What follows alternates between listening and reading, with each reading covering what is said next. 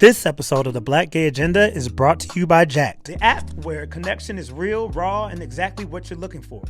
Looking for a crush, a vibe, or maybe someone to light up your night? Your next crush is one download away. Meet them here. Jacked app. If you're new, download Jacked now and start connecting with people who get you. Already on it? Open Jacked now and see who's nearby. You never know who might be waiting to make your night. Because when it comes to real connection, Jacked just gets you. What's good, everybody? What's good? What's good? Welcome back to the Black Gay Agenda. This is our final installment of the We Need That series. This has been our fall and winter season when we were, series when we were on break. Can you believe we did 6 of these, Alex? Yeah, it went by so quick. We've been cranking them out. And speaking of that, by the time you listen to this, all right, you probably will know who the new co-hosts are, all right? So by the time you listen to this, you'll probably know who our 2 new co-hosts are. So we're excited. Next month, March, we will be releasing, kicking off season 4. So we're excited about that. But we're not going to belabor the time. We do want to give, what do they say in the church? We want to give all honor to our sponsor, okay? Jacked, we want to give all honor to you all on tonight, all right? But, all right, we're going to get into it. Alex, you doing good, though? I'm good. How was your Valentine's? Valentine's was good. I had a nice weekend. It was nice. You had a little woo-wop? Boo? Say what now?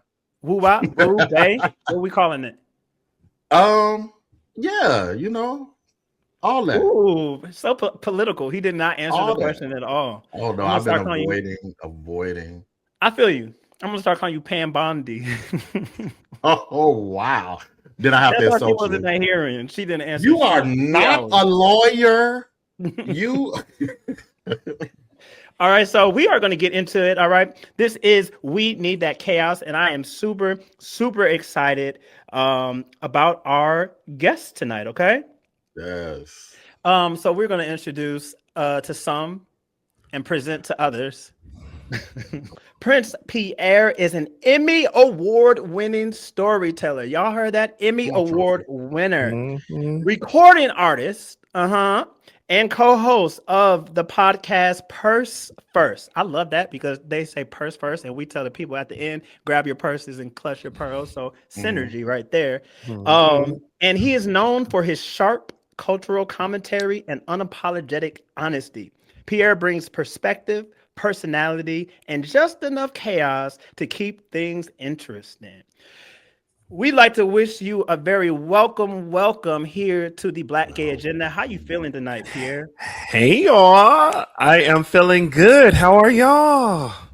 I'm doing good. I am glad that you are here. I remember when I first connected with Pierre, y'all, on Clubhouse. And he was just an energetic personality. I'm like, yo, this dude is amazing. He's awesome. He's funny. And then here we are. He's on the platform 6 years later, 5 years later. Wow, Clubhouse. Those were some days. The moan rooms and the wow. The moan I didn't get room. into Clubhouse. I wasn't into Clubhouse like that. The moan room was something else. It was, Clubhouse was a different time. It was. Some people still over there. Our grandchildren will not believe it. Y'all gotta tell me what the moan room is. What the hell is that? What was the moan room? The moan room was just a room where everybody was just literally, quite literally moaning. Like, that's my. So they weren't like that's my Michelle. Just like that. And then they would give like cash prizes, a Cash App, Zelle to whoever was like had the best moan. Okay. Sounds like a time. It was a pandemic. Yeah. So it was a pandemic, yeah. Shout out to Clubhouse. All right, we are going to get into the Twitter talk. So what the Twitter talk is, it is a segment here that we do where we pull a tweet, all right? And we talk about the tweet.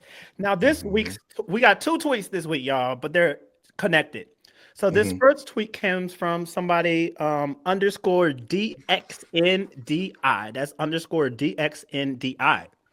And he quote tweeted, you know, the girls love a good quote tweet. He quote tweeted one of Destin Conrad's music videos, Kissing in Public, all right? And said, unrelated but related. This song is called Kissing in Public, but at no point is Destin seen kissing or even standing with a gay guy. There's also no gay black couple. Sideways emoji face. Okay. There was lots of discourse around that.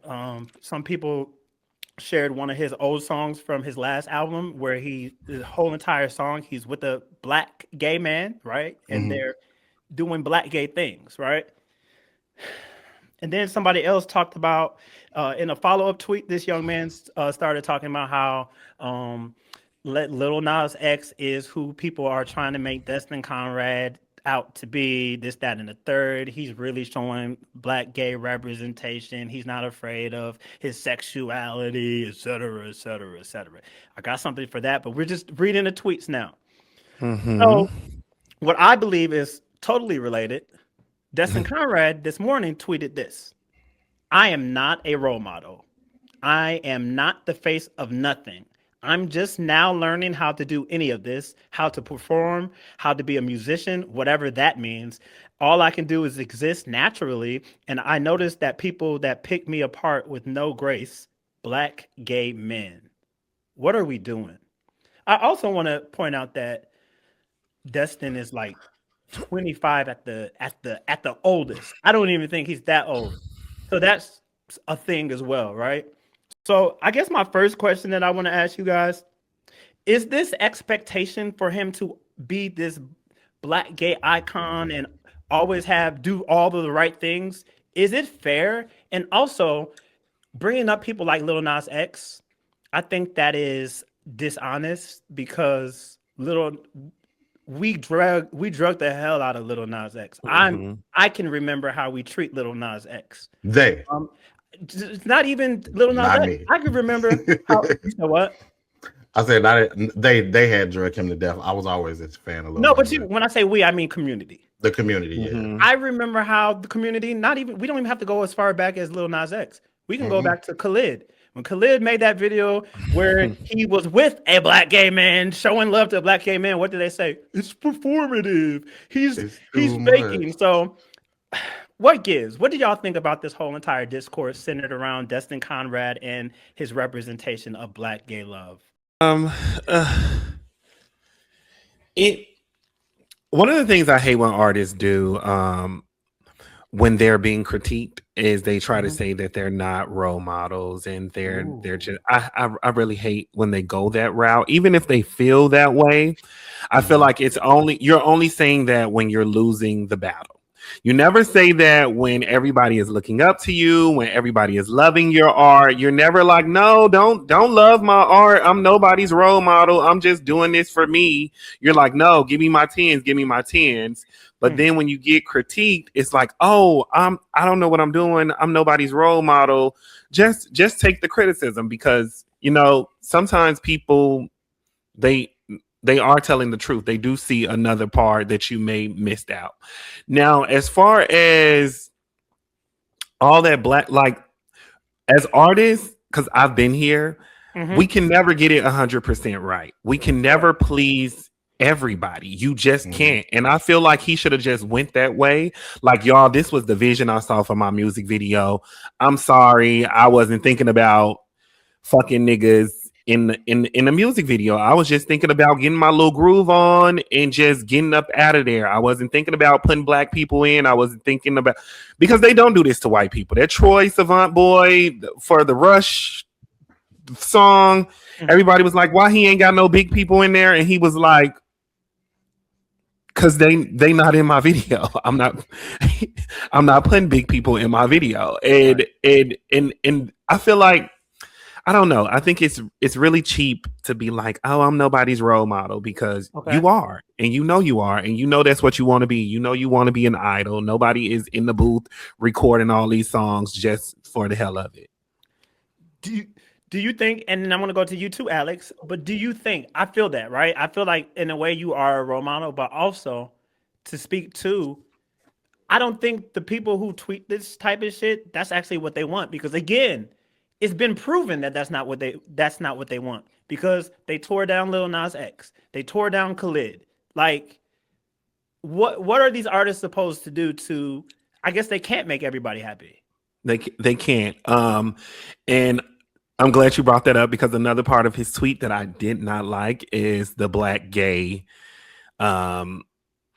comment, like the black gay people are the people tearing it down. A lot of times we feel like our community is the people that's tearing us down because your community is the only people that are listening to you.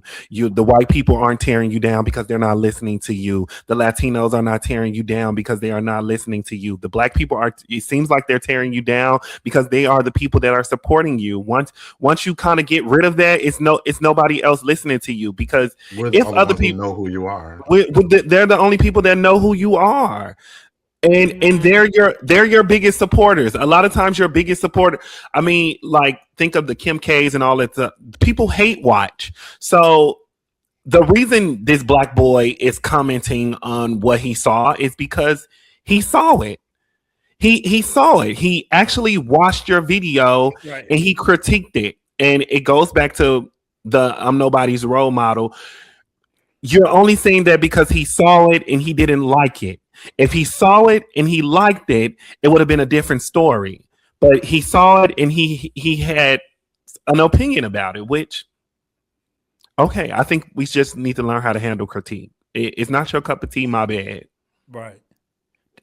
Do you think, though? I think I hear you, right? I hear you, but also, comma, what did it say? Let that breathe. But also, comma, two things could be true at the same time. Yeah. And I do believe we in our community, we overly criticize, and this is my opinion. You can disagree. I see it on Twitter every day when I get up. And we criticize people's couples. We criticize the couples. Jermel and Obio. Oh, that's performative. It's fake. It's this. But then on the other hand, we say we have no representation. But then when we have representation, we complain about the mode of the representation. I don't know. It's weird to me. I want you to understand that is such a false equivalent, and it's such a small part of the world, and it is literally our small little network of our community, and it's the way the algorithm is set up on your end, and it is the way the algorithm is pulling people on your end. Those little 5 people that talk down and say little, it's bigger. It's so much. People do this. I'm from Chicago, and a lot of times people be like, "Oh, Chicago people don't support. Chicago people don't support." That's your block. That's the 4 people on your block that didn't buy your cookies when you were selling them. Like, don't think that this city filled with millions of people don't support you because your little 4 friends haven't bought your cookies. Like, it's such this is. We get it all the time. Like 5 or 6 black people say something bad about us, and we're like, "Oh, our community, we do this to." Baby, it's the same thing in every community. If you blow up and you get big and you open the eyes of white people gonna be tearing you down just as well as these other people. It's not a black thing. It's not our community thing. It's more so like people who have access to you and people who see you. People aren't going to like. This is what I don't understand with people who create. As somebody that has been creating since I was 16. We want people to look at our stuff. We want people to hear our music, watch our.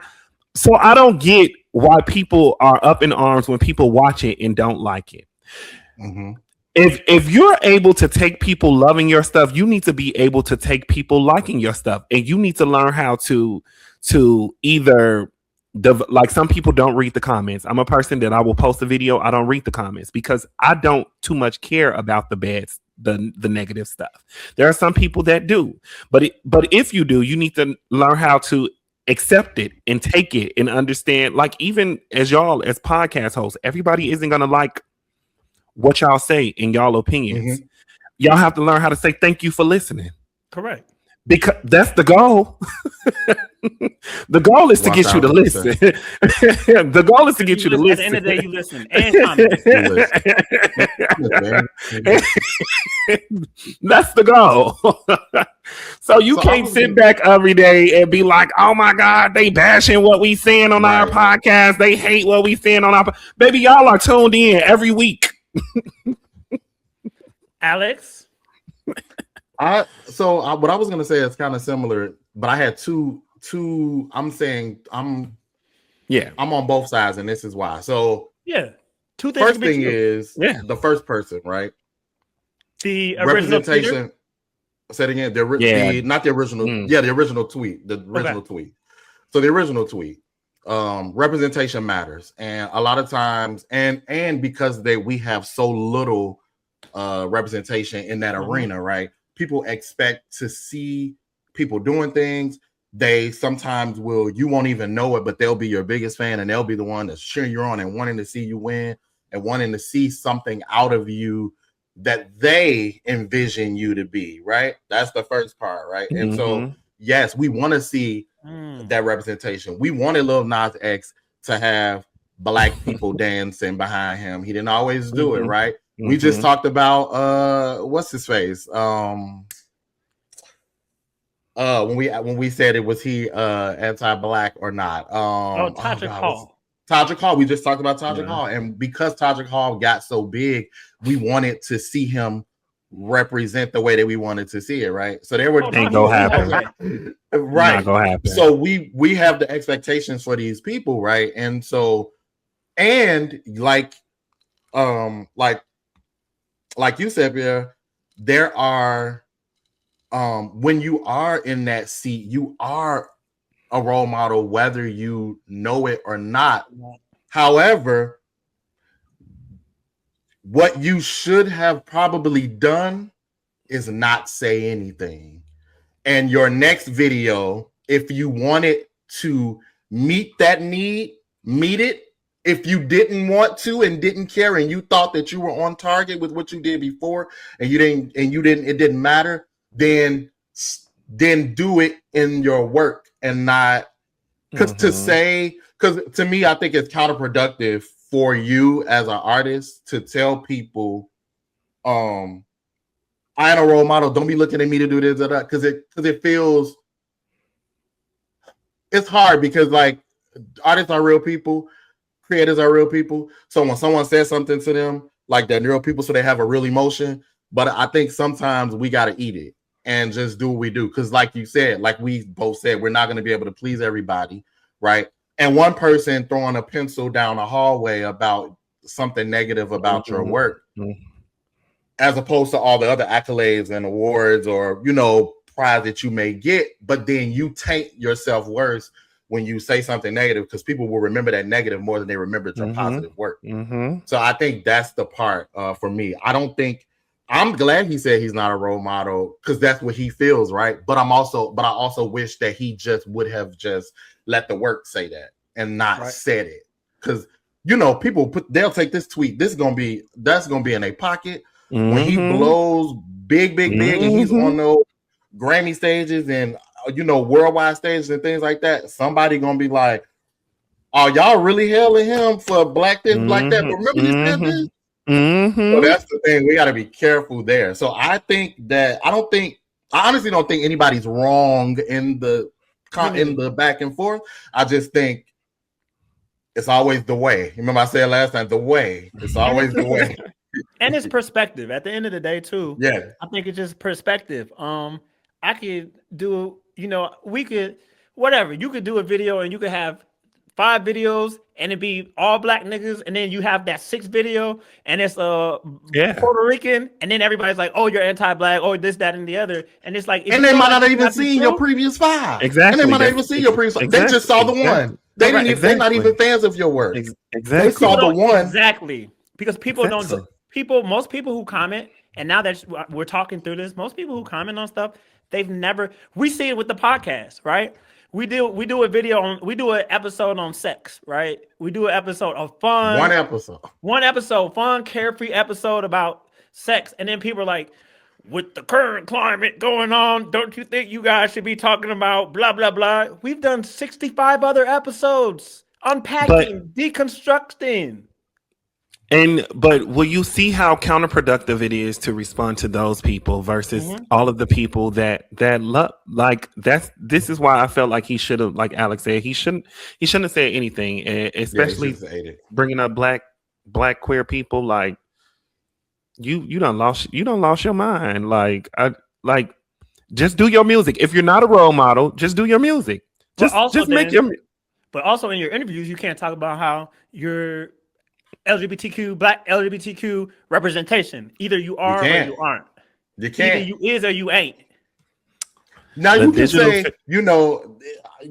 I am, because you can't take away that he is black and queer. So he can say, I'm representation, but he also just said, I'm not. Basically what he said is, I'm not the representation that you're looking for. But did he say the tweet? Did he say that the people that tears me down the most is the black people? So the exact verbatim, he says, all I can do is exist naturally, and I noticed that the people that pick me apart with no grace, he said, with no grace, he said black gay men. That was terrible. That's his experience. So on the flip side, you can't say that's not that. If that's his experience, that's his experience. But because I've been to his shows, and there's whites. Exactly. That's why that's his experience, and that's why he thinks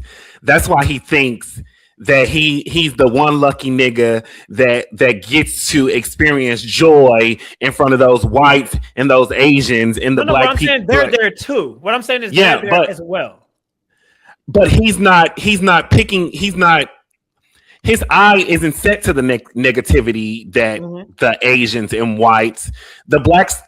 He sees the blacks tearing him down because the blacks probably give a fuck. The blacks want to be seen in his video. The Asians aren't critiquing you because they see themselves in your video. When they watch your video and see the fucking whites and the Asians in your fucking videos, they have nothing to complain about. So the black niggas that's actually buying tickets to your show, that's actually still supporting your music, they like, oh, I don't see me. They have that right too. And you don't just get to chicken out and be like, whoa, I'm not a role model, because if an Asian or a white person said this, he would have fixed it. He would have said, my bad. He would have went on a PR spree. He would have went on an apology train and did all that. But because it's black, I'm nobody's role model, and black people are always tearing me down. That's such a cop-out. I think also he made, for the same reason we said about the people that follow him. I mean, from what I see of him, he's in black. He's a part of black culture, so he's not even connected to those people, either, to see them say anything negative anyway. Right. Yeah, from what I've seen, right? So he's attached to black culture, so he would only see what we say, right? Yeah, that's why he saw this.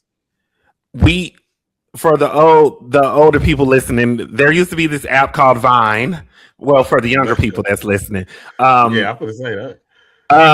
There used to be this app called Vine. You had 6 seconds to record. I was very popular on Vine, and Destin was too. He was at this time probably like 5 year old, 5, 6, 7, 8, like somewhere. He was very young, and we were calling him like our little nephew or whatever. So like there was this black population of famous Vine people, and we called ourselves a family. It was Tokyo, Styles, and Supa, and Destin was one of them, but he was the youngest. So he basically got very popular off Vine. Social media started forming, Snapchat, Instagram, all this other stuff, and he kept going. And that is what he is known for. Like, he started from Vine, whether people know or not. He grew up, he's 25 now, and he makes music, and the music is good. Got connected to Kalani. Yeah, but his audience is that black audience. And just being someone who lives in Los Angeles, being a part of the music industry and the TV and film industry, a lot of times we get here and we get connected to those other races, and we feel comfortable, and we think those are our people. And we kind of forget about people who helped us get into those doors, because people don't understand there is no culture without black people. The only thing white people do is attach to black culture once it gets on and popping. So a lot of times we get this fake imagination that is us, because now we're in this room and we're one lucky nigga, and this is our family when it isn't. And he's 25, and I think he'll learn that the hard way. Like, sure. You think black people tearing you down because you looking at the tweets? Stop looking at the tweets, and nobody will be tearing you down. Because we're going to talk about that here later as well, about black people tearing folks down. Because there's a movie that came out this weekend, and I got to talk about that. But we're going to move on. This has been the Twitter Talk, y'all. We want y'all to, if you're in those comments, let us know what y'all think about this. Just let us know. Weigh in. It is what we All right, Alex, I'm going to go ahead and hand it on over to you. Alex has we do some rapid fire type stuff on this show, and Alex got some questions for you. For me? Yeah. Yep. Oh, wow. Yikes. Yeah. Okay. So this one is, we calling it chaos temperature check. So we just gone. So this is rapid fire, first thought, first thing pops in your mind.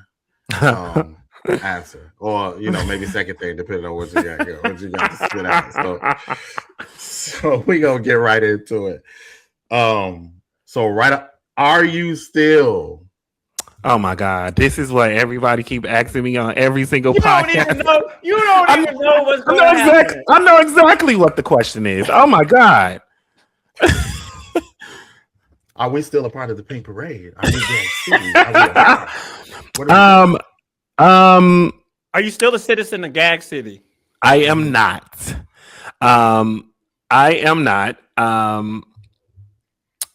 What Tanya did for me, I will never forget. How her music impacted my life, I will never forget. The era in which she is in right now, I just cannot support it. Because of my beliefs and who I am. It has nothing to do with everybody else. I've always been a person of my own. Like, I've supported her through the craziest shit. But my moral beliefs and my moral compass just cannot deal with the era in which she is in right now. So I'm not a citizen of Gag City. We'll never forget that her album being the first album I've ever purchased in my life.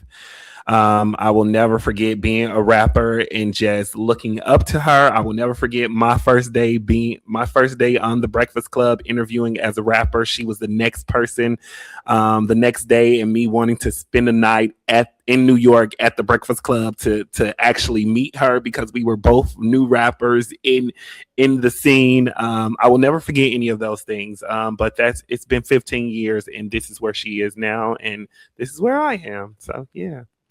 Before you go on, Alex, one follow-up, because I experienced the same thing maybe 2 years ago with Kanye West. Is there anything that she could do to make you come back? Because someone asked me that last week after or 2 weeks ago when he wrote that little op-ed apology. Yeah. And they said, will you go back? And I was like, probably not. I think... And I say this on my podcast, Purse First, for anybody that listens. I think people, and I hate saying this because people think I am making excuses for Nicki Minaj, but the way people do black women is 10 times worse than how people treat men of any race, right? And I feel like Nicki Minaj has taken the worst beating when it comes to the public court than anybody else that has supported this current administration. Nicki Minaj is the worst. And I've seen DJs like, oh, I'm taking her out my set. And I'm like, have y'all seen the other 30 niggas that are in y'all sets? I say all of that to say, like, I think in a few years, when she gets her mental health together, that there will be an apology happening. I also think if she does, I don't think she's releasing her album in March. I just do. But if she just happens to release an album, I think all these people who have canceled her will be clicking play on the Apple Music and on the Spotify. So, yeah. I have some pushback for you. I think saying that she is the most I don't know how to word it, but attacked for her stance. I disagree. She was the loudest in her stance. She was. So I think the pushback she got was loud and kind. But I think Chrisette Michele was probably the one that got hurt the most. I agree. But that's what I'm saying. Women, I said women. I agree. Black women. Yeah. Snoop Dogg, Ice Cube, all them still on TV. All them little, like all them niggas that were Trumpers, they all are carrying on throughout the day. Even Kanye. Like we said we canceled Kanye. Kanye basically canceled his like he got out of I don't know. Some black people canceled. Kanye was canceled. Them last projects flopped. No, the Kanye got canceled because of Jewish shit, not because of shit. Once Kanye started fucking with saying stuff about the Jews. Oh, I can't say Jewish that shit because we don't want to be canceled. Yeah. But once Kanye started saying stuff about Jewish people, that's when he officially got canceled. Before then, his take on politics had nothing to Kanye. It was business per usual. I think we gotta also remember too is that like canceling somebody that's like power, right? So it's only within the power of the parameters that we have. So somebody like Snoop, who is corresponding for the Olympics, well, we can't cancel that, right? We can just what can we do? He's still getting because it didn't affect them, right? Exactly. So they're still grabbing him and putting him on. When I cancel Snoop, for me. The Martha Stewart collabs cancel Snoop for me. Why? Because this woman has went to prison for things that black people have went to prison for and have lost everything that they had as far as a career, and hers will flourish, and then you will align with her and then continue to do it. So for me, that was the end. I was like, but is Martha Stewart a racist or anything like that? No, I just the inequity. Because the inequity of her privilege and not understanding her privilege and the way she got off with doing all the things she did and still having a career, whereas somebody that looked like us wouldn't have not been able to do that. Okay, like she cheated the full whole ass system, y'all got some and was rich. Nice. But Michael Vick, his career's over for a fight. So it's like it ain't the same. It's not the same. So when that happened, I was like, I ain't feeling them. I was done at that point. Okay, so moving on to more rapid fire now. Right now, we got to get more rapid fire. That was a good one, so we wanted you to get that out. That was a big one. That was a big one. We had to get that out. That was a big one. Okay, so name one celebrity you're tired of pretending to like. Oh my God. I don't want to say black people because that's wrong. During Black History Month. History Month. Sabrina Carpenter. You pretended to like her? Okay, anyway. Whose fame is strictly off vibes and delusion? Sabrina Carpenter. Sweetie. Oh. Shit, that's my girl. I love Sweetie. I love anybody that's like y'all. I'm from the west side of Chicago. Like I love ghetto shit. I love like Sweetie is my girl. She's pretty though. But vibes and delusion. Ow. I was gonna say Azalea Banks, but she is talented. I'll say Kaya. Well, it wasn't about talent. It was like famous. Well, I guess you're saying she's famous because she's talented. Because of her talent. But she's also delusional.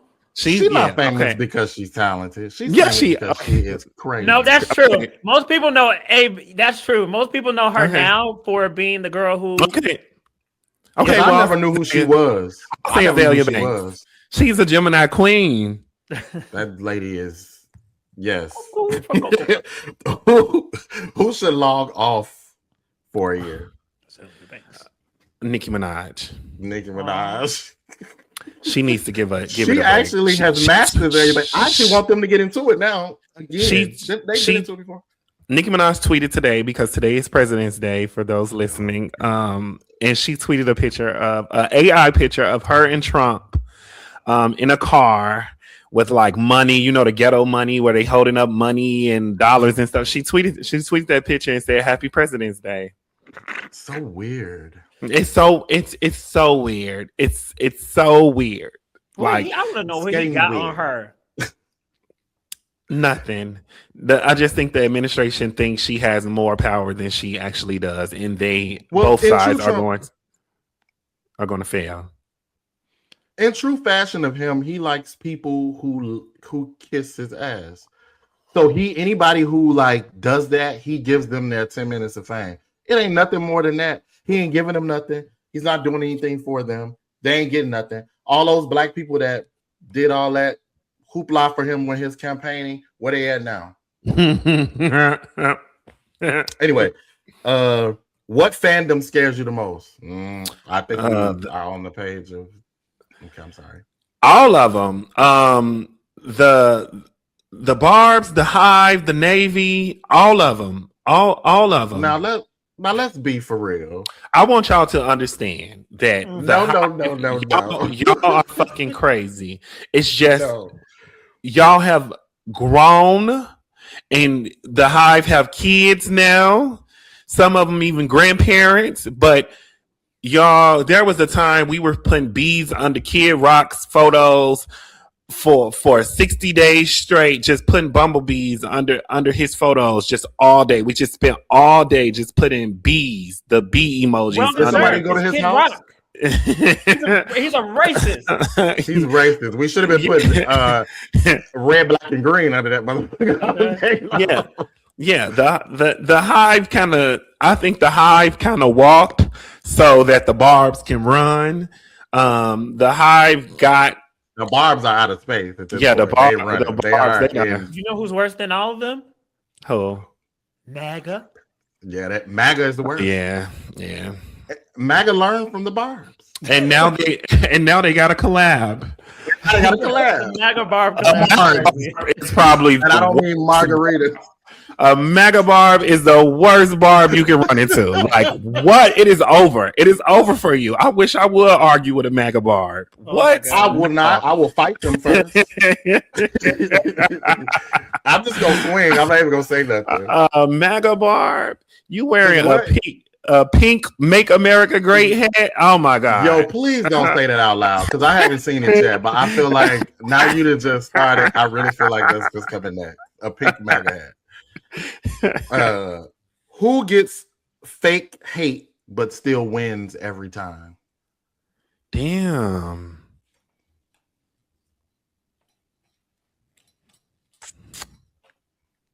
Cardi B. I like that answer. Yeah. I love that answer. Alex, could I throw one out there? And it's gonna be a perfect transition. Go ahead. Tyler Perry. Hey. And the reason why the reason why I say that, y'all Negroes piss me off. Now, me personally, I don't watch Tyler Perry like that. I don't care for him. The only thing that I really, really rock with is Beauty and Black. And that's because I like seeing men's booty. And between I'm just being honest, between Charles and Barney, my God, on today. I watched his latest movie. That's what we're gonna talk about here in a minute. So people like Tyler Perry sucks. We hate Tyler Perry. We need more stories. We need more better storytelling. Every time he drops anything, TV show or movie on Netflix, number one. That I feel like it goes back to what you just said. Thank you, Alex. I was just about to wrap it up. That is exactly the point I tried to make in the beginning. You think everybody is talking shit about Tyler Perry. It's just the 10 people in your circle. Meanwhile, his movie is the number one movie on Netflix every time it drops because it's bigger than your little circle. The world is bigger than your network. Like, I think Tyler Perry's shows are also like those guilty. I think it's people's guilty pleasure, kind of like how everybody hates Zeus Network, but a lot of those same people still watch it. Hate watching is the thing. Hate watching is what made the Kardashians billionaires. The reason those girls are all billionaires is because people hate them to death and they watch every single. All's Fair, the show on Hulu, got season 2 because people hated it. They hated it so much that they tuned in every single week to watch every single episode. That is insane. Now imagine if Tyler Perry went online and said, I'm always getting critiqued by black people. I'm nobody's role model. That'll be insane because the people, even though we see the black people saying bad stuff about him, the black people is nobody's watching that shit but black people. Ain't no white people at home watching. Ain't no white people at home watching Tyler Perry. None of them. There's a few, but for the majority, they can't relate. No, that's not true. White people, okay. White people don't love Tyler Perry. No, white people love Madea. They love Madea. White people love Madea. They love Mammy. They love a Mammy. They love a Mammy, but it's DNA attached. The breast milk is in there. Black people made Tyler Perry a billionaire. So it. Just because he see a few people talking, a few black people talking shit about him, that doesn't mean that they don't support him. One thing that I don't love is them speeches that he be making shit up in them speeches. Like, I forget which award show it was, but he was talking about his son, and he was like, and I had my son, and we were walking in the sand, and he was walking side by side, and he couldn't walk anymore. And I picked him up, and then he looked back, and he saw his footprints, and he said, "Look, Daddy, those are my footprints," and blah blah blah. That little 5-year-old didn't say that shit, Tyler. Mm-hmm. And then all the church folks was like, "Oh yes, Jesus, praise him, those are my footsteps." And he's like, "Those are the same footprints that our ancestors walked with." He's doing the same thing that every pastor, every church across the country does every Sunday. So, oh my God, that's why that's again why they love it, because they feel like he's speaking a word, and they go for it. For church culture part of it. But I just think I was a fan of the plays. I thought the plays were hilarious and genius. The plays I didn't really amazing. Watch any of the. I didn't really watch any of the movies, not because I didn't like Tyler Perry. It's just a style of art that I'm not really into like that type of drama stuff like that. Yeah. Okay. That's a very nice way of saying that. Yeah, you ate that. It's not. Well, check this out. We gotta go to break, Alex. We gotta go to break. I think we fulfilled that. I believe so too. We got the gist of that. You all are listening to the Black Gay Agenda. We are gonna go to break, get our message from our sponsor, Jack, and then we are gonna get into some fun stuff. All right. You are listening to the Black Gay Agenda. This is We Need That Chaos with Prince Pierre, and we will be back after this. What up, y'all? This is Alex with the Black Gay Agenda. And whether you're looking for your forever, your for now, or just someone to vibe with, y'all know what it is. Jacked is where the real ones are. Jacked is not just for hookups, right? It's a space to find connection. And whatever connection means to you, right? That can mean a relationship, a moment, a match. Your next crush is just a download away. And the best part, you don't have to wait for a party or a DM. Just meet them here on the Jacked app. So if you're tired of scrolling, waiting for love to just happen, open Jack now and see who's out there. Look, download Jack now, because finding someone who sees you, we need that. Welcome back. You are listening to and watching the Black Gay Agenda podcast. We are here with Prince Pierre, and we have been having such a good time talking to you tonight. So we're just gonna continue with the conversation. So kind of piggybacking a little bit off of the ad that you guys just heard from our sponsor. We're gonna kind of dig in a little bit more into that. So this segment is about dating apps, right? So what's the pettiest reason you block somebody on a date now? Oh, yikes. And what are we considering dating apps, right? The Hinge, the Tinder, all of those? Whatever you. Okay. Jack, for the purposes of this segment, it's Jacked. So shout out to Jack being the sponsor, right? I always had a Jack account. I've always been one of those nosy people on Jack. I have never in my life met anyone on Jack. I can't say that anymore, but I am nosy. But when I tell you, like, I always got it on my phone. Like, I want to see who are Who's in it? What in this area? What a gaze at. But blocking people, sometimes I don't have my picture up there because it just caused too much chaos. But when I put my picture up there, I get a lot of messages. And then sometimes you'll read a message and people do not like take no for an answer, or like they don't, like if you don't say nothing back, they just keep saying, wow, you're not gonna say anything, and then they start saying crazy stuff, and you just got to get blocked at this point because it's like you just don't care, like you're not taking the hint. So but that's not petty. I feel like you have the right. Yeah. So I don't know. I block my friends as soon as I see them on Jack. So like if we doing a group trip and everybody's staying at the Airbnb and you get on Jack and you see all your girls, everybody got to get blocked immediately. Immediately. Yes, like, nope, I know you. And that's not just Jack. That's any app. Yeah, anytime I see my friends on any app, it's an immediate block. I block friends. I block people that I'm not fond of in real life, like for any other reason. I'm like, this get out. I block here. people now. I block if you have mask. If you have mask for mask or no fats, no femmes in your profile, I block you immediately because at my big age. Yeah, at my big age, like those are not the type of people. Because you could that could be your philosophy. You mean if they say something to you, not if you just run across it? No, if I go to your page, I'm like, oh, he looks nice. I click on this page and it says no fats, no femmes, mask for mask. Like you like get out of here. Yeah, you gotta go because to me, at my big age, that's just not somebody I want to be connected with because it's just like because you could have that philosophy on your dating life, but like to write it down and all of that, it's lame. Loser. I think the pettiest reason I block somebody is because they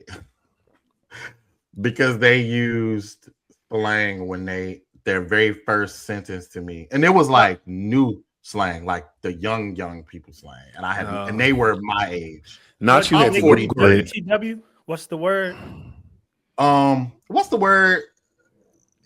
And out of context, I'm okay with yo, but out of context, like if you just say yo and you don't say nothing else, block. Because what like if say something else, but it was I can't think of what it was. What the saying was, but I was just immediately like type shit. I hate type shit too. I hated that one. It. Oh, why am other one that's and white people on Jack get it's a child immediately, especially when they say BBC. We need BBC. Like if I wanted white people, I'm going to Grindr. Like I am not on Jack for white people. Correct. Yeah, I get rid of them immediately. Or when anybody that leads with, I know anybody that leads with a bunch of like, asshole like bust it open. Oh yes, like damn. Like, what happened to hello? My name is. The first message, and they're like, Micah, please. Not even that. If I could see more of you and you had a nice body, I might be like, maybe let me see more. But if it's just that and that's all I see, where's this portal leading me? You know what the worst in that? And then we should move on after this. But what I'm about, this is called We Need That Chaos. So let's get chaotic. Yes. To build on that, Alex, the worst thing to do is open up a message and it's a white, nasty, hairy, pink booty hole. Block. Oh yeah, anytime. And you know, white people have that streak that doesn't go away. It just look like boo boo. And then that hair be like so. It'd be wet and like, oh, that's crazy. And they'd be like, "Hey, stud." And it's always like an 80-year-old white man blocked immediately. I don't care what you. When I see, as soon as you looked at it and it shows me that you've looked, I block you. Even if you ain't got to say nothing to me. This is going off the rails. As soon as you look at it, I'm like, block. I don't even want you. Don't get no ideas. Get out of here. Okay. Yuck. Do you think that people are honest about what they're looking for when they actually put what they're looking for on it? I think it's 50-50. Okay. I think it's 50-50. I've read some profiles that they know everything they looking for. They know all of their kinks. They know what type of person they want. You ever read a profile and you like, I should not be reading all this. This is just way too much. Like, but then there are people like I've ran into some tops that's like, oh, I'm a top, and I'm like, okay, I'm a top, and they're like, well, let me see what you're working with, and I'm like, well, somebody doing some lying over here, like, right, so like, somebody ain't doing the math right. Yeah, so I think it's 50-50. I think there are some people that know exactly what they're looking for, and they write all that down, and I think it's some people that's just going wherever the wind blows. Do you think people are looking for love on Jacked? I've known some people that are married because of Jack. I don't think love is what got them together. I think they met and they hooked up and they did what they were supposed to do. And I think they fell in love after that. Okay. I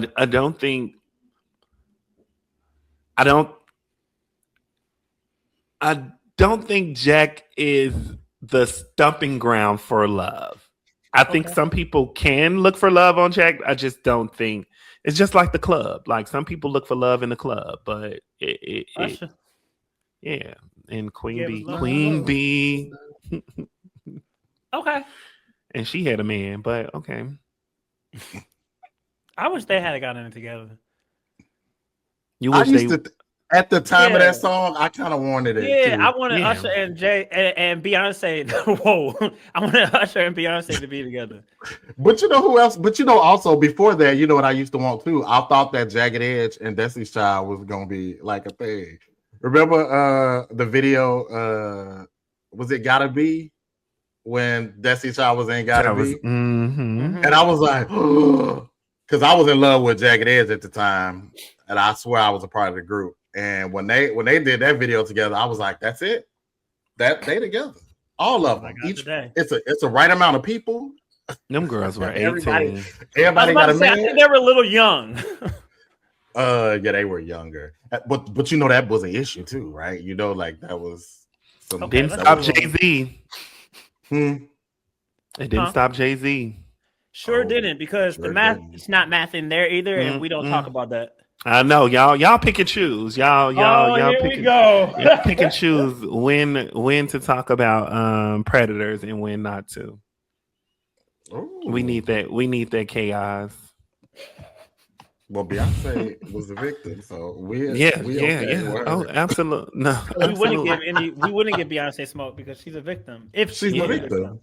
Yeah, but y'all talk about people's husbands all the time. Well, if people weren't married to pedophiles. Oh, she is. Who is? Nicki? No. Giselle. It's never been confirmed. Okay. It's only one couple in the Epstein files. Doing what? Did you have I'm so glad exactly. But did you read it? Have you read it? Reading all that. Exactly. And that's the problem. There's hella people mentioning it. That's why I think it's way too late. Like, I don't think anybody cares. Like, I seen somebody tweeting, like, why isn't no one getting arrested? That's not how things work. Like, somebody just releasing a bunch of files is not going to have the FBI showing up at your door. Like, it's just not how it works. Especially if your name is mentioned in a way that doesn't implicate you in doing anything. Now, if the other stuff. Like Chris Tucker. His name is in there for what? Yeah, when I tell you everybody is. But his name was he was gonna buy a private jet, and it happened to be one of Epstein's jets, and so like there's right. See, like some of these things are arbitrary, but it's so crazy because my ass is petty because I'm like, why here? Because Tucker was that girl. A certain level of people. Yeah, no, but Chris Tucker is that girl. Did you just disrespect Chris Tucker? Yes, I love Chris Tucker, but I just didn't think he was at that level to be in there. like that. Chris Tucker is one of the. At one point, he was the highest paid leading actor in Hollywood. You gotta think. You thinking of Friday. You're not thinking of Rush Hour. See, that's y'all problem, y'all. Yeah. I just said he didn't come to mind as being up there. I mean, I could be wrong. I'm okay, and I'm not even fighting it. Maybe I'm wrong, but I just didn't. When I heard his name associated with that, I was like, "Wait, I got offended for Chris." Alex, I thought it was niggas with money on the list. What? He got money. What are niggas with money? He was trying to buy a private jet. Correct. That means he has money. Okay. Yeah. So we're gonna move on to another segment, and this one is similar to the first, right? So this is another rapid fire ish. Real rapid fire this time. Real this time, Okay. right? It's just Real one time. word. I'm gonna hold my peace. We don't have to be one word, but don't be. We can't elaborate. We ain't gonna jump in. We're gonna do it. Damn. So this is the Ick Olympics, right? Because it's the Olympics right now going on. Yeah, the Olympics right now. Winter Olympics, actually. Hosted by Snoop Dogg. Hosted, exactly. Yeah. So I want your immediate reaction. And this goes along with kind of what we just talked about when we talked about the dating app. So mask only. Yuck. No fats, no films. Yuck. Bro, or somebody calling somebody bro. In a dating sense, somebody you're interested in? Or just on the app. Saying a dating sense. You might get a response. You might get a response. Okay. We're gonna give it an maybe. Maybe. Now I'm about to ask you that mask only again because I feel like that's what that's linked. No, I'm just playing. No, I don't know because I like you got to have some little sugar in your tank. Like right. Alpha male. You just said it. Well, because it's gonna be a power struggle over here. I'm an alpha male. So, ooh, yeah. So you want somebody submissive? I need a beta man. Really? Yes. Beta? Mm-hmm. Not just know when and know how, but like a complete beta? Mm-hmm. You got to come over here listening. You got to listen. You got to listen. I believe in gender roles. Get in the kitchen. No selfies or I'm about to move completely off of that. Gender roles. Oh my God. Okay. What was your next? What was the next one, Alec? Gym selfies as a personality. Oh. So if that's all they got, is there you want a picture that it's a gym selfie? You want to like I think dating apps, you need a picture of you in a suit, a picture of you in regular clothes, a picture of you in a gym, and a picture of you like smiling. Oh my God, you're so strict. Yes. Or at least whatever your interest or are, hobby or some shit. Like damn, like yeah. But if all pictures of you in the gym, you abusive. Physically abusive? Yes. Or like just how I know we said rapid fire, but can we please unpack how they're abusive? It just and you're abusive. You're and you go gag when you come over here because I'm not getting hit by nobody. Okay. Okay. The post says I don't do drama. They lying. It's swipe to the left. It's next. Those are the ones that do the most drama. Yeah, because what makes you even think like when I'm posting pictures, I'm not even thinking about drama.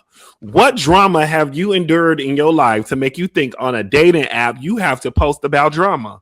That means you got a lot going on. It's a lot going on. Have had it going on. What about spiritual but anti-therapy? It's a about it. It's a no. It's a no. Faith without work is dead. Oh my God! Come on, somebody. They can't have a spirit of ADHD to pray away. You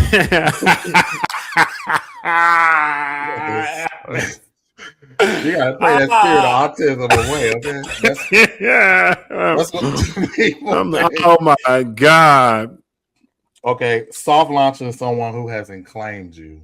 Ew, I'm sorry, this is not my question. I seen a lot of that yesterday, but no. Oh, you saw that Valentine's Day weekend? Oh yes. Oh, that's sad. Yeah. Because in whatever communities I'm a part of, because I don't want to just say the gay community, y'all say this rapid. I don't even feel like. No, not we're here.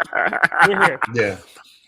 I think we are living in times because we grew up in a time where, okay, so I have this theory that everything is like always repeats itself. So the generation before us, I believe they were the generation of love, right? Uh-huh. And then we saw how our parents and our grandparents were being loved, and our generation was like, fuck that. It's all about the independent woman. INDEP. All the women who independent, throw your head. And now we're in our 30s and 40s. And we're realizing that we need love. You need love. to operate in this crazy ass world. You need to come home to somebody. And I think a lot of people are now trying their best to show the world that they are capable of being loved.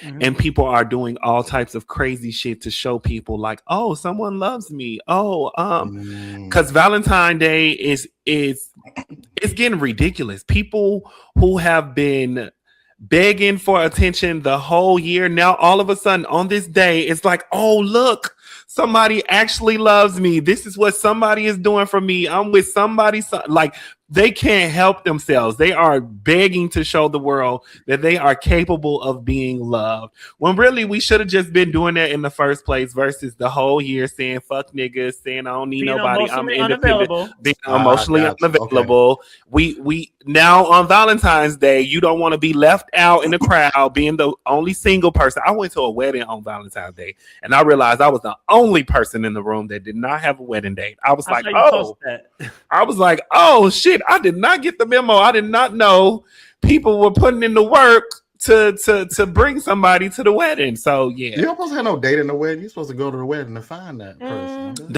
And that was my theory. Everybody was like, "You go find somebody at the wedding." I gagged. Everybody at the wedding had their +1, but I had a good time. Real quick pushback though, right? I agree with everything that you said with Valentine's Day and the people crying over spoiled milk and all of that, right? Spilled milk, spoiled milk. I don't know which one it is. It's milk. It's milk. But you said our grandparents were the era, generation of love. And I think that's true to a certain extent, but I also think a lot of them were just the era of convenience. And there's a lot of them necessity. Who in necessity, convenience is necessity, and a lot of them were together and stayed together just because, well, we got all these kids and we got to pay these bills, but they had whole entire families around the way. Well, when I say era, when I say our parents' era, I am not just talking about the actual people. I'm talking about the entire era. I'm talking about the music. I'm talking about the culture. I'm talking about movies. There were a lot of love movies, romantic movies. The niggas were yearning. Niggas do not yearn no more on songs. Niggas do. I'm gonna my pride. Say I'm sorry. Stop cutting fingers. Now it's fuck that nigga. Get his money. Like our era is fuck that nigga. Our music. Walker, she said, I should have robbed you. Oh my God, a song about robbing niggas? Where our parents' era, it was songs about I will wait on you. I will wait on you to get it right. Whitney Houston was like, I'm saving all my love for you. Like, I'm saving all of it. Like, you know who got it right though? Oh. You know who got it right? And she was so smart. And I was waiting for a moment to talk about this on the podcast. And here we are. Thank you so much. Victoria Monet dropped the perfect song right before Valentine's Day. When I tell you, Let Me, it's been on repeat over and over. I ain't even got a nigga, but I've been singing that to a nigga who I don't even got yet because, like, oh my God, it's so good. Yeah, she said, let me be your winter coat, bitch. Yeah, that's what I'm saying. So I think now we're going into the Folded. Everybody loved Folded. Yeah. I listened to the lyrics. I was like, are y'all okay? Yeah. It's like, are y'all? She's a fuck nigga. Are y'all okay? That song is so toxic. Are y'all okay? Like what? But we're now about to reach the era in which our parents lived in, where everything is about to be about love now. Like love is going to come back, and it's going to come back hard. And everybody's gonna be laying up and being convenient with a nigga that they do not supposed to be with. Whew. Do you think so? Do you think the ones that are she with a punk that are bad? I say it all the time. Stephon Diggs is my favorite Bush queen. That's a Bush queen. That's a Bush queen. But yeah, the lover. This is the time of the lover boys. I'm happy because I'm a lover boy. Me too. Yeah. So that means you're gonna go on Pop the Balloon and find your man? I would. There is no nigga out there that can get me to go on a TV show where somebody pop the balloon and they not even worthy of even having the balloon. You gotta not want to do nothing. I know. I mean, I want to go on Pop the Balloon just for the like. Just to hear pop. No, you know how much my ego. You got. See, that's what's wrong. People be having. I don't want to actually go on there to date nobody. I just want to go on there for the. That's the point. Dating pool. Ain't your greedy ass over there. The dating pool has piss in it. I always tell people I will have a man. Date them. I just want to go on there and see what it would be. Like what now you're taking opportunities away from other people. Yeah, girl, no opportunities on no motherfucking Pop the Balloon. Everybody on there for the same reasons that I want to go on there for fucking entertainment. Okay, that's over. I tell people all the time. Really?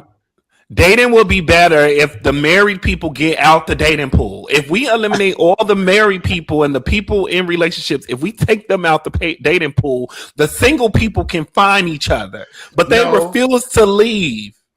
The problem is because they looking for what they think is somebody that knows how to do it, and they're looking in the wrong place.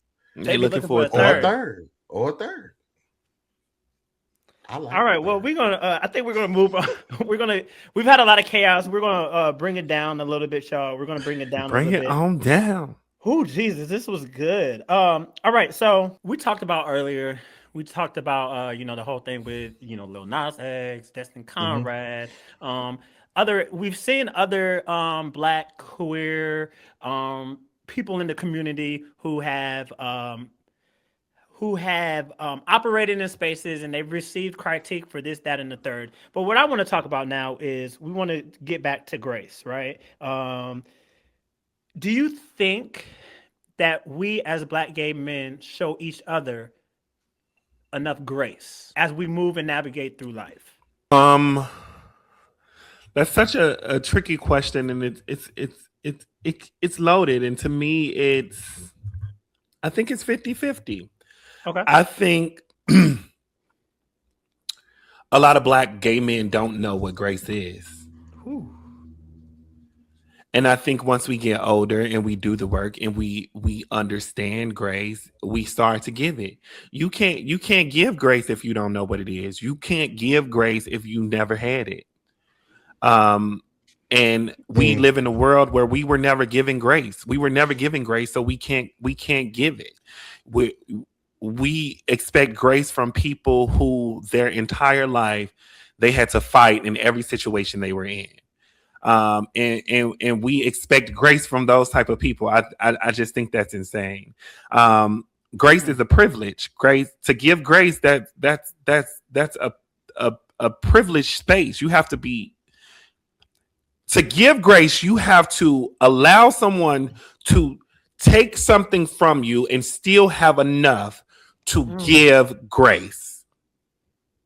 Where a lot of Black people don't have enough to just let people take from them. You take one thing from me and that's all I had. So it's hard to still be like, you know what? I get it. You're human and all this other stuff. Like it takes a certain amount of privilege to give grace, and Black people just don't have that privilege. I think we're hard. We don't give grace to the people that don't give grace. We're hard on people that don't give grace. We don't give them grace.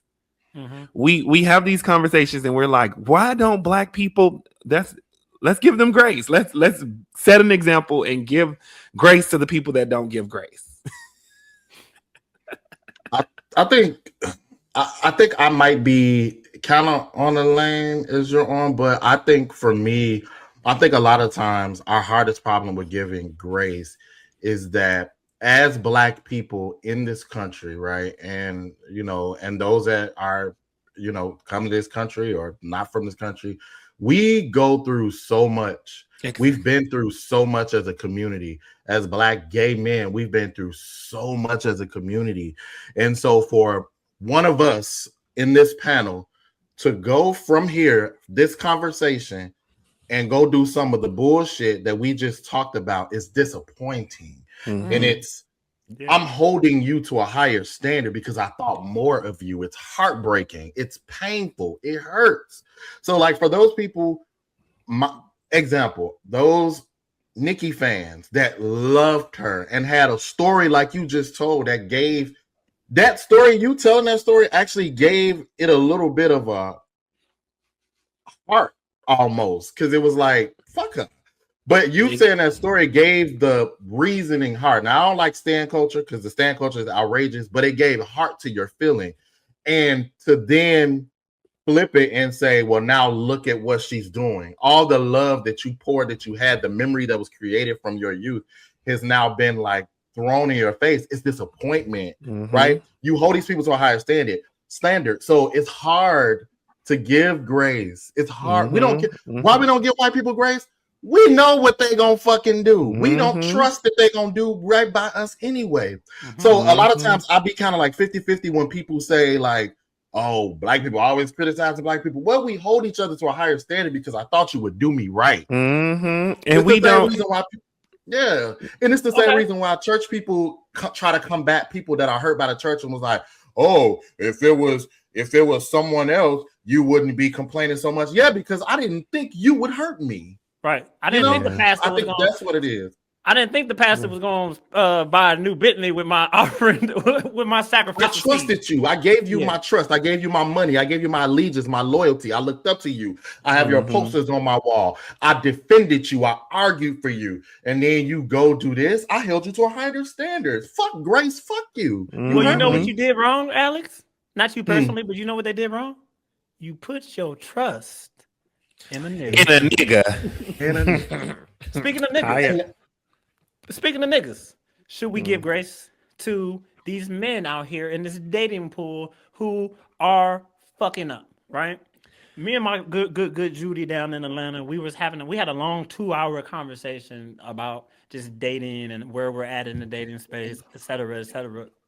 And something that he said was, he said, I'm pulling myself out the dating pool because I just don't have the capacity to deal with it, because he's like, I feel like a lot of these guys who are out here dating are broken and unhealed, and they don't want to do the work.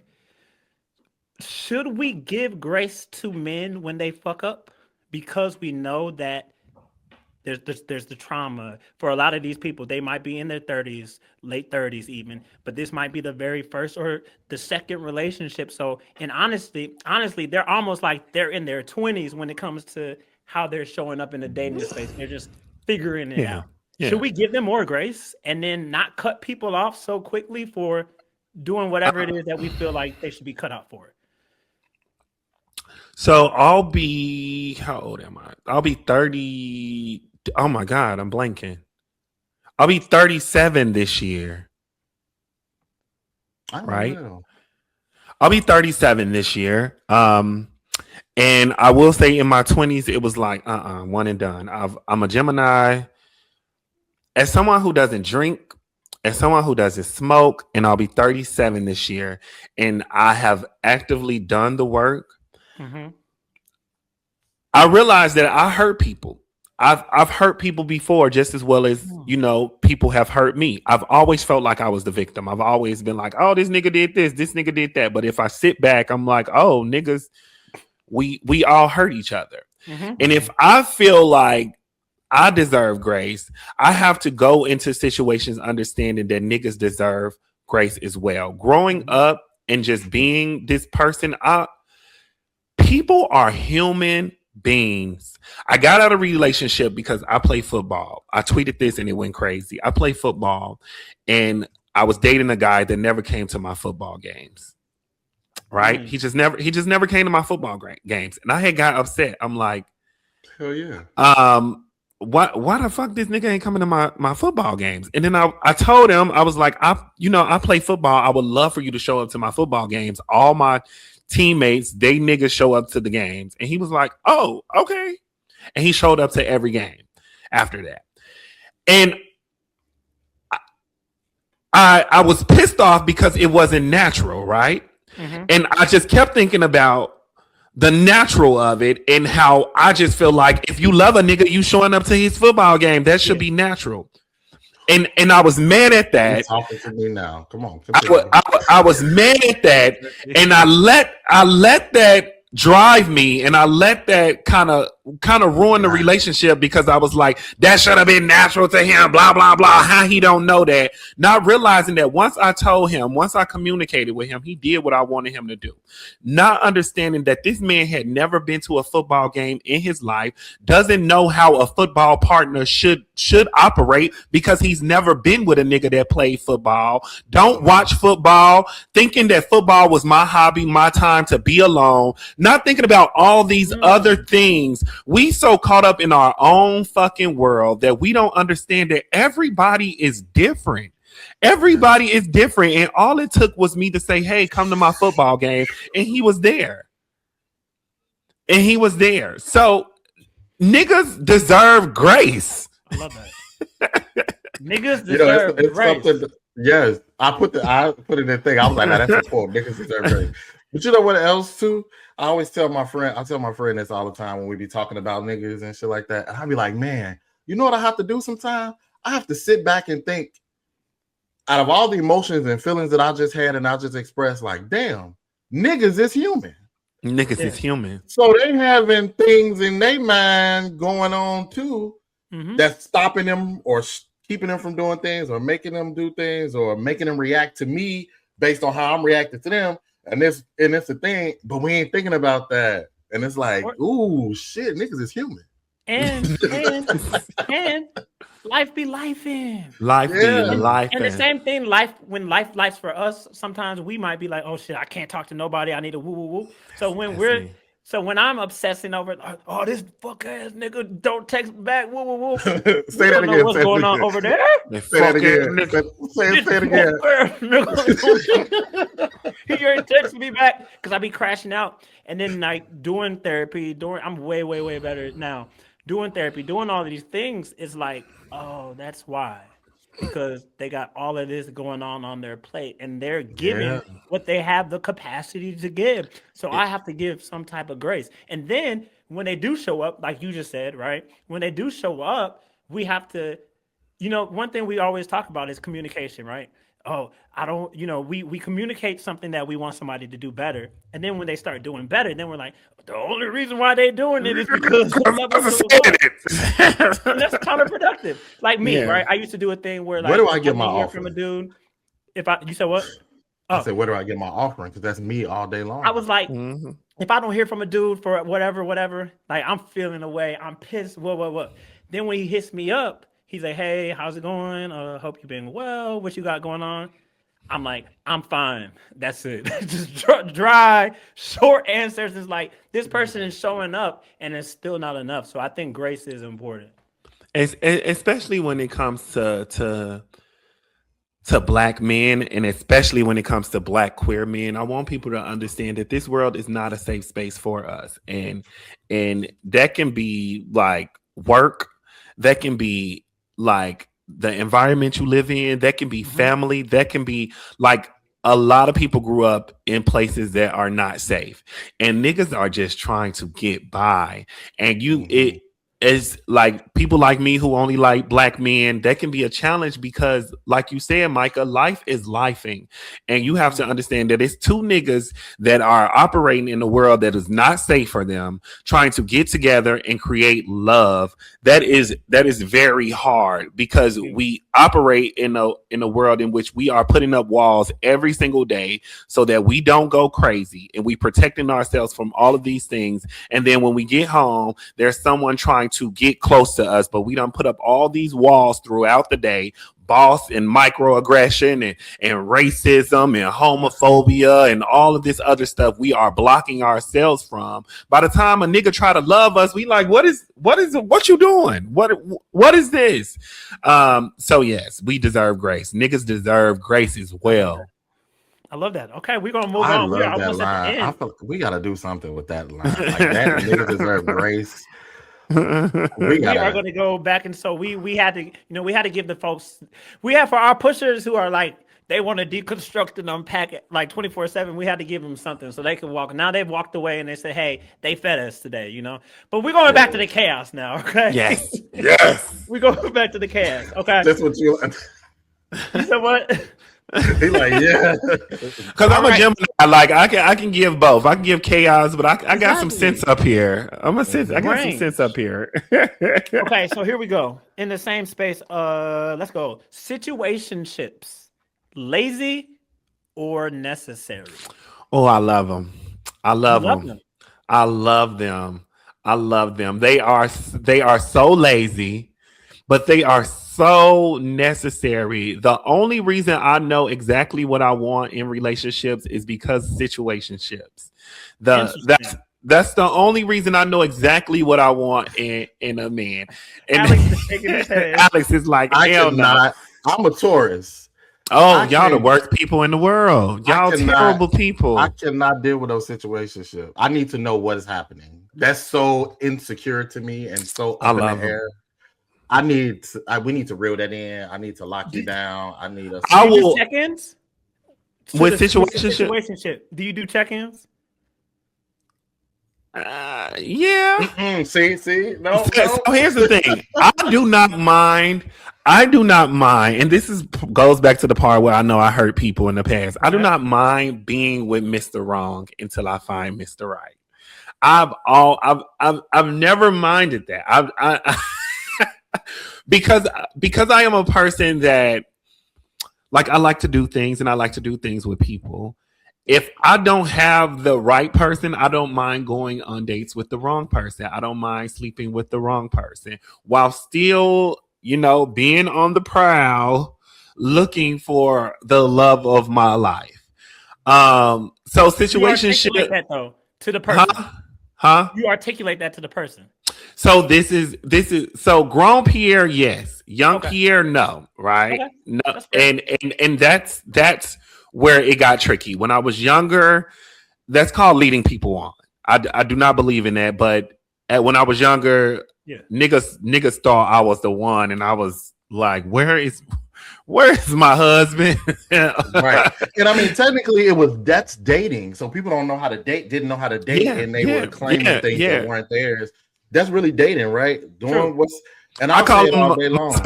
Friend now. When you die and you're not married, they be like, and he had a special friend. I call them special friends.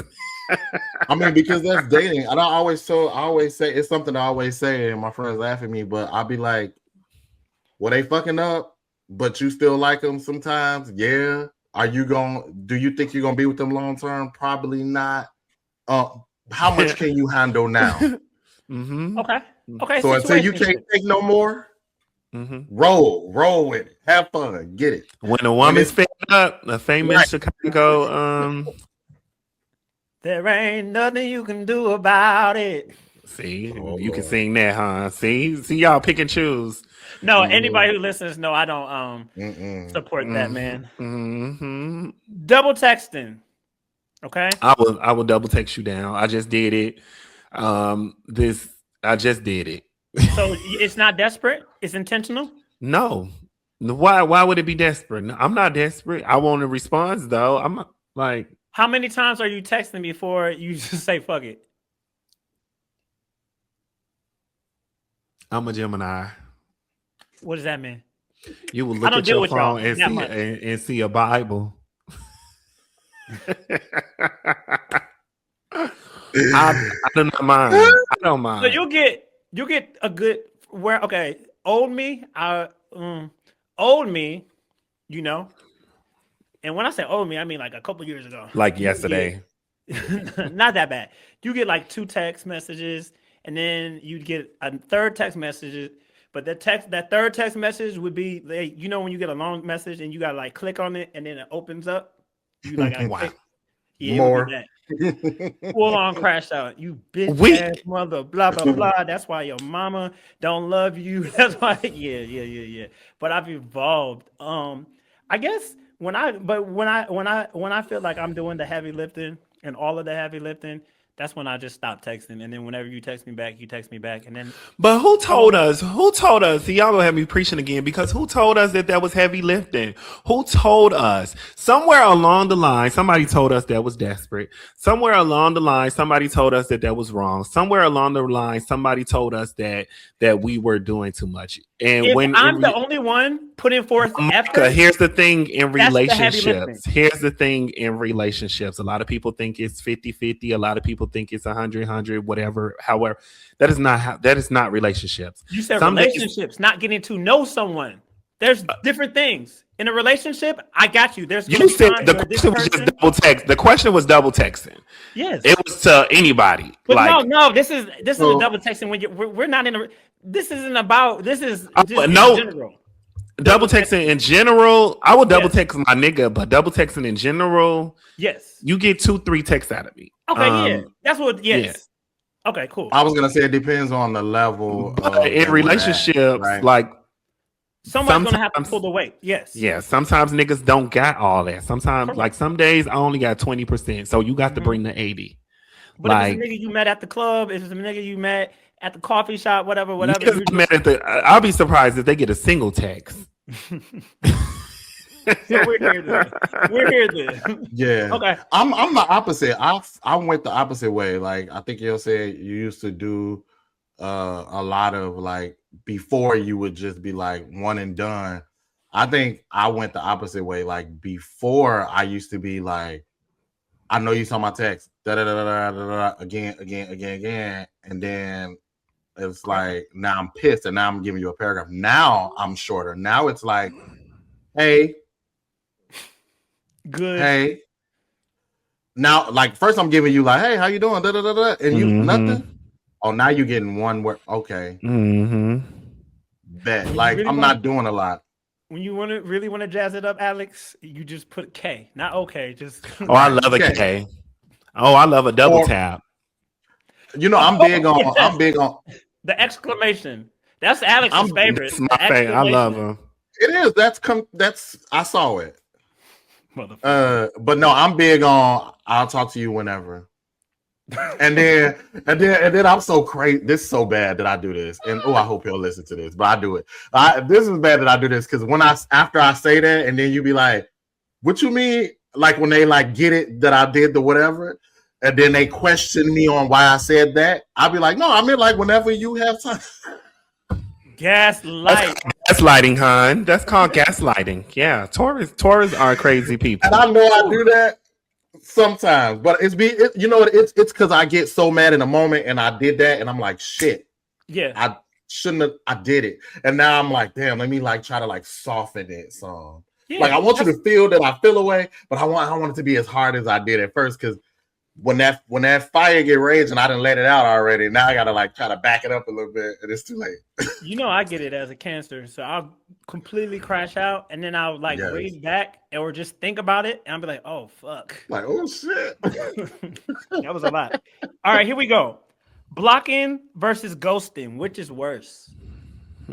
Ghosting. And I'm a ghoster. Blocking is ghosting, depending on. I mean, it could be one in the same. Blocking is a form of communication. You know exactly what happened. When you know you're blocked. When you know you blocked, you know that this person is not fucking with you. Mm-hmm. Yeah, but that's still not an explanation. Nothing drives me crazy than me responding to me texting somebody and getting no response. Yeah. That will drive me. If you text them and they just blocked you, it's still worse. I would prefer you see that green bubble and you know they got an iPhone. When I know I'm blocked, cool. But if you got to have me at your door, because why are you blocking me? Please block me. The only time I feel like you should block me is if my conversation is getting hostile. But if we just having like and we cool, and you just block me out, I'm like, what the fuck you block me for? Can I give you my Can I give you a confession? A crash out confession? Go ahead. Yes. Now, anybody who listens to the show, y'all know I always say I'm a recovering crash out, right? Mm-hmm. One thing that I used to do, and I don't do it as much, when I would be into it with a nigga and we would be going back and forth, I would say my last piece, and then when you see, you can block. It's like saying, "Shut up, bitch." I never block people. Oh, that used to bless me so good. My block like list is ridiculous. Non-response, but I never block people because I feel like non-response is enough, and my read receipts are on. Oh, I just blocked somebody. That's another thing that I'll do is my read receipts are always off, right? Mine are always on. But if we're into it, and I want you to know that I'm not. You'll turn them on. I'm gonna turn it on, so you see that I read your message. And then mine are always on. I want everybody to get the smoke. Friends, family, whoever. If I don't feel like responding, I'm not. And I don't care if you know I read it. But I don't block people either, because if you're talking to me and I'm not talking to you. All right, here we go. One last one. Uh-oh. Private but not secret relationships. Is that a boundary? Is that a protective boundary, or is that a red flag? I think it's a boundary. Of course, you think it's a boundary. Within reason. It's a boundary. I tweeted about this before. What the hell is a private relationship? What the hell is a not private relationship? Like, they're just relationships. Mm-hmm. When did we get to the point where other people's relationships are our business? Like, everybody think they're a celebrity. Exactly. I'm like, Alex, thank you, Jesus. That's real, Alex. Like, say it.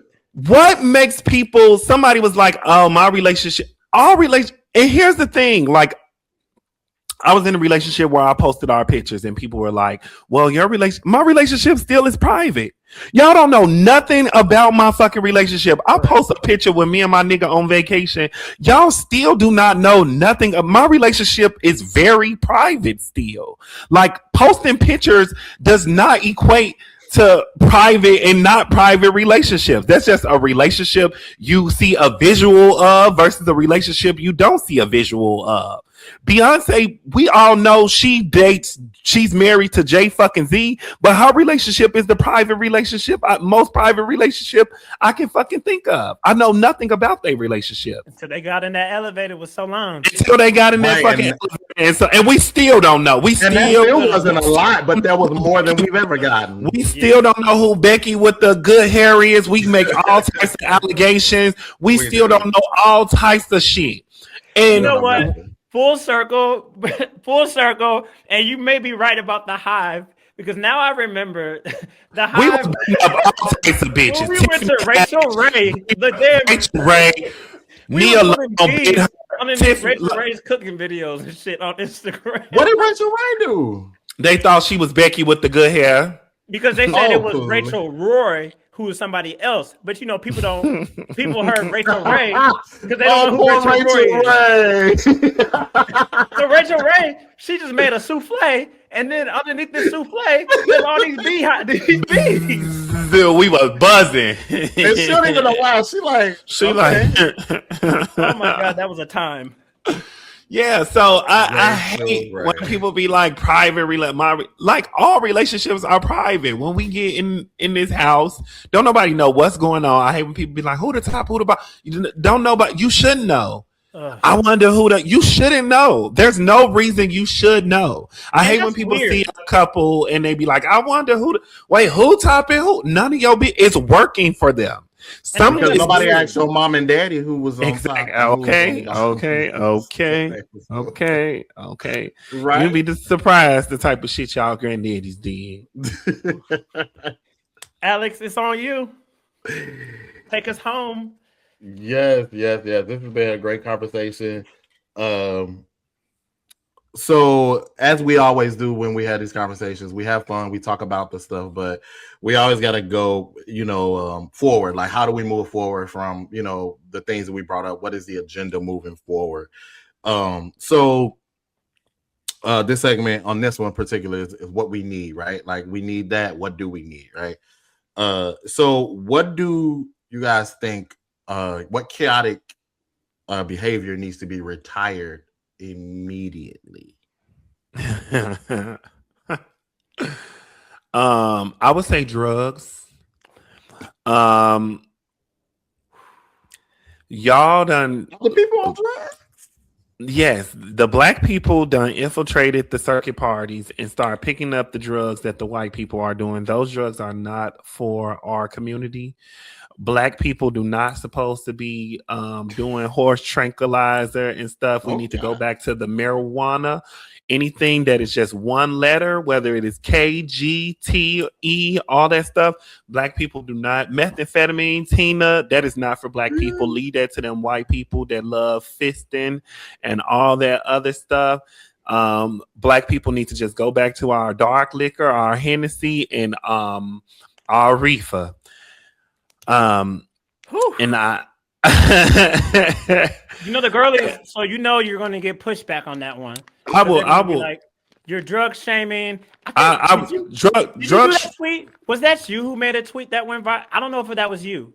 I tweet about this all the time, so it had to be me. One of the things I will always talk about is drugs. All those people that be like, I do. There is no reason drugs do not supposed to be in our community at all. And we got to the point where people are like, I don't judge. We got to the point where our community leaders, the leaders of the community, they do nothing about this. Every bad thing that they want to stop in the gay community, I can say it starts with drugs. It starts with drugs. If you want to get any number down, whatever, you have to get rid of the drugs. And I'm not talking about weed. I'm talking about everything else, even cocaine.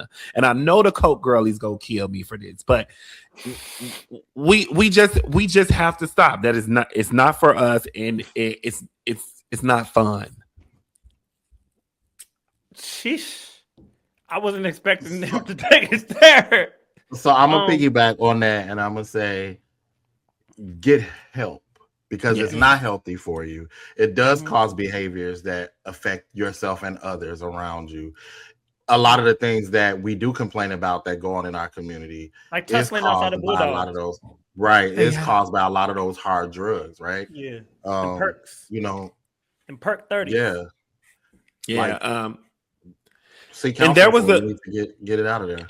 And there was a time where, and one of my friends, he throws probably the largest black circuit parties. There was a time where he at his events, he had testing for drugs. Like you get to test your drugs at his party. And that was his way of making sure people were safe, because this was a time where people were just dropping dead off fentanyl. And I was like, nobody is saying anything. Like, we just keep going to funerals. We're just going to keep just going to funerals as niggas drop dead from fentanyl.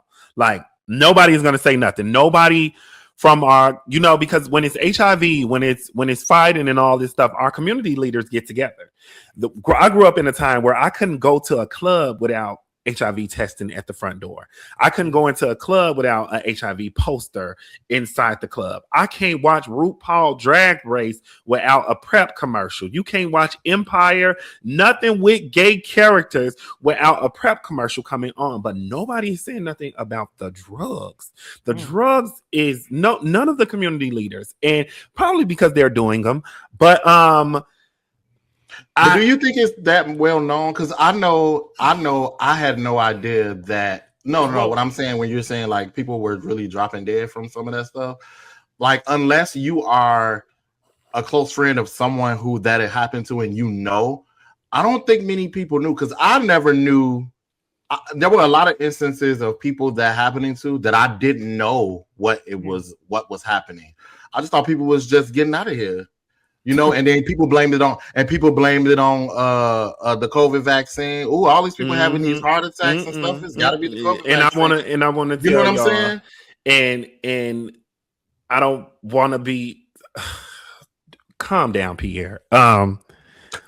I always know when it's drugs. I always do. Niggas under 45 just dropping dead. Ain't nobody saying nothing. Back in the day, it used to be something else. But people who we presumed as like healthy people, and they just dropping dead from heart complications and all of these other things. A lot of times it is because of drugs. People party way too hard. And I think we're living in a time where we're losing a lot of Black gay men to drugs. Yeah. And we need to stop. Man. And it's because we don't judge. It's because we got to this thing where I don't judge. Mm-hmm. And to me, that's weird. So I agree. I don't think we should judge. Go ahead, Micah. No, I think it's a way. I think people misuse the term what I don't judge really means. You feel me? Mm-hmm. I think providing correction, and resources, and being like, "Hey, this isn't good for us." I think that's a good thing. Now, I'm not saying you're a piece of shit because you do Tina. Correct. It's not judgmental. It's like understanding that that's not good for you, because we got friends who are like addicts and ain't nobody saying nothing. I'm like, y'all not saying nothing. Yeah. There is a guy. There was some wasting away. You, Micah. I'm talking about. It's bad. I've been seeing people who I grew up with who were like good girlfriends, and I see them in a club and they look totally different, and they don't even recognize me. They don't know my name, and I'm just like, when did you get out there that bad? Ain't nobody gonna say nothing. Y'all go, I'm not gonna judge this person to death. I can't add nothing. He gave what we need to stop chaos. He Jesus. Man, that was deep. What does real grace actually look like? I would say real grace, and it's simple. The same way that you want, right? The golden rule. The same way that you want, really, is taking yourself, and that's what I've had to do, and doing the work is removing myself from self and putting myself in their situation, in their perspective, and seeing when this happens to me. For example, there was somebody who he communicated something to me that he didn't really appreciate that I did. Initially, I was like, "Man, nigga, you tripping? You woo, right? You're making this bigger." My thing is, you're making this bigger than it needs to be, right? Mm-hmm. But then I thought about, if somebody said to me, "You're making this bigger than what it needs to be," I would crash. You'd be pissed. Mm-hmm. So really being able to, grace is all about just seeing yourself in the other person, and the same way that you want somebody to treat you and handle you, and at least listen to what you have to say. You just got to do that back, because sometimes you said something earlier about it, Pierre, when it's like, we're always like, that nigga, that nigga, that nigga, that nigga, that nigga, that nigga, that nigga. But sometimes you are that nigga. You are. And when you realize that I'm going to say 95%, because there are some people are just terrible, right? Some people are just terrible people. But when you realize that 95% of people are probably just protecting themselves and looking out for themselves, it allows you to treat people as human and give people the grace that you deserve. Like 9 times out of 10, a nigga is lying to protect himself. He don't want to ruin his relationship, so he's lying. 9 times out of 10, a person is cheating because they're trying to get something for themselves. They are trying to please themselves. Yeah. I'm not giving grace to cheaters. You don't have to. You don't have to give grace to cheater, but you do have to understand that people cheat because they are human, and humans make mistakes. Agreed. And that's enough grace right there to understand. Okay. A nigga just cheated because he got a dick, and dicks get hard. When I realized how easy cheating was, I realized why niggas cheat. Cheating when is you had did it. That's when you realized. no, I've never been. You realize you were like, "Oh shit! All I had to do was one." Like when you realize how all you have to do is have way too many drinks at a bar, and meet a fine nigga and get some head in the alley, and you just fucked up your whole 10-year relationship. Yeah, that quick. You just fucked up your family. Your wife is getting everything in the divorce, and you bust in 3 minutes. When you realize those conversation, okay. When you realize those three, no, I'm talking about everybody. Shut up. I thought the whole story. You said you better nigga the club, and then your wife. I was like, whoa. I'm just talking about in those 3 minutes, you just ruined everything. And when you realize how easy it was to fuck up, you realize that niggas deserve grace. You may not give grace to cheaters. Some niggas are just terrible people, but people make mistakes, Micah. People make mistakes. No, I agree, but that don't mean I gotta stay with you. That's all I'm saying. No. And I wish y'all leave these niggas alone so they can stop cheating. The reason niggas keep cheating is because y'all didn't leave them alone.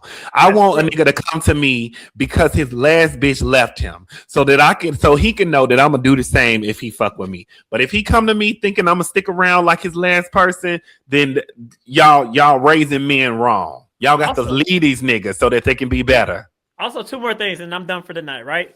Thing number 1, kind of to what you just said, that last piece, right? Some of y'all, when y'all enter new relationships, right? Stop telling this new nigga everything that the last nigga did to you. Because you be like, my last nigga never bought me flowers. My last nigga never did this. Because that's telling the new nigga, oh, I don't got to do none of this work because you accept. I'm going to do worse.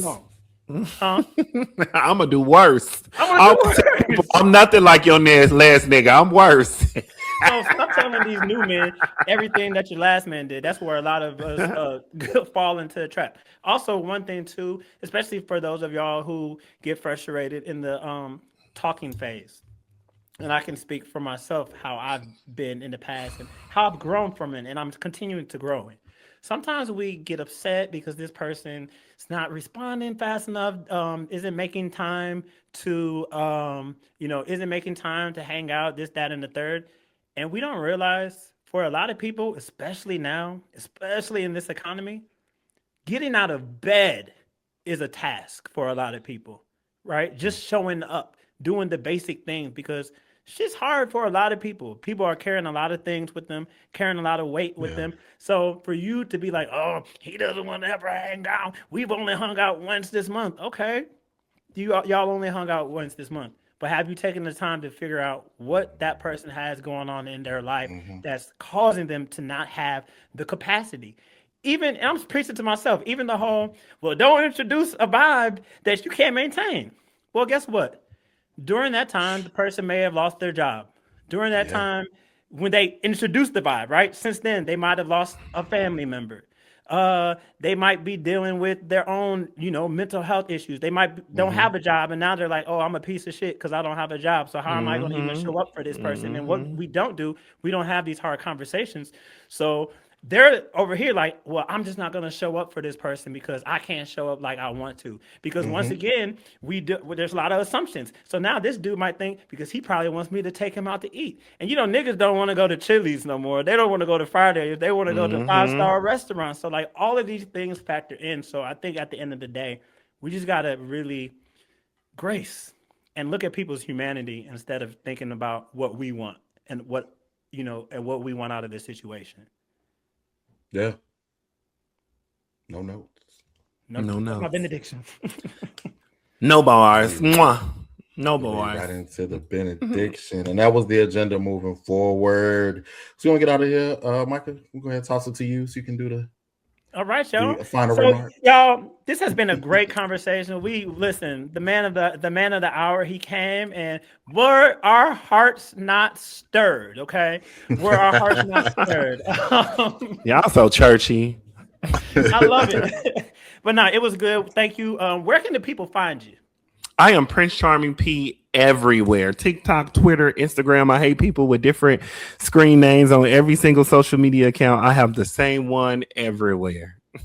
Period. And I think And tell our people real quick about your podcast. Yes, I host a podcast with my girl Cecily. It is called Purse First. It is only about gays and girls who rap. We talk about all of the queens of raps and the punks who rap. It is every week wherever you listen to your spot podcast. So yeah, I love that. So make sure y'all tap into that. And listen, I believe you're our first. I'm trying to think. Hey, if I forget, if one of y'all had it, and if I'm wrong, I'm wrong. But I think you're our first Emmy Award winning guest. Yeah, I am. I'm that nigga. I think you are. I'm thinking that there's other people. What you call it? Does what's his face? Ernest. Who? Ernest what Owens. Ernest? Not Ernest Owens. From Summer House. Oh, Preston Mitchum. Preston. Oh, Preston. No. I love Preston. No. So yeah, I think that's my baby. I think you're our first.